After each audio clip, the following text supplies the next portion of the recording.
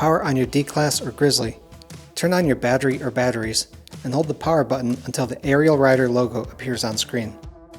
Press the plus or minus button to adjust the pedal assist level up or down. Holding down the plus button turns the headlight on and off. Holding the minus button engages walking mode, propelling the bike at 3 to 4 miles per hour. The red switch below allows you to choose which motors to use. Left or right will select the rear or front motor, and center turns on both motors. Press the power button to cycle through trip, odometer, range, runtime, max speed, and average speed. Hold the plus and minus buttons to reset trip, max speed, top speed, and runtime. Quickly double-click the power button to open the settings menu.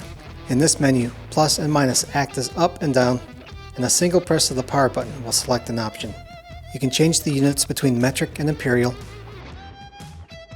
adjust between 5 levels of screen brightness, adjust the auto off feature between 1 and 10 minutes or turn it off altogether,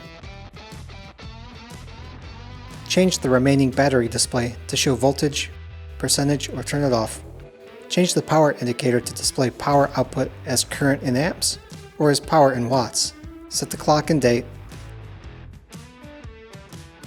and for another layer of theft protection, you can pick a passcode and set it to be required every time you power up your e-bike.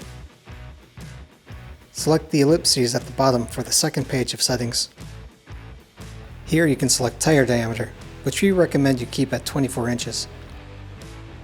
Battery voltage can be changed but should remain at 48 volts for the D-Class and 52 volts for the 52 volt Grizzlies. Not running the proper voltage for your e-bike can damage your e-bike and void the warranty.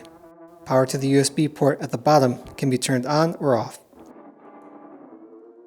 The ambient light sensor for the headlight can be adjusted for sensitivity or turned off altogether. Advanced settings will unlock extra options and requires the default password of 1919. From this menu, you can adjust the speed limiter.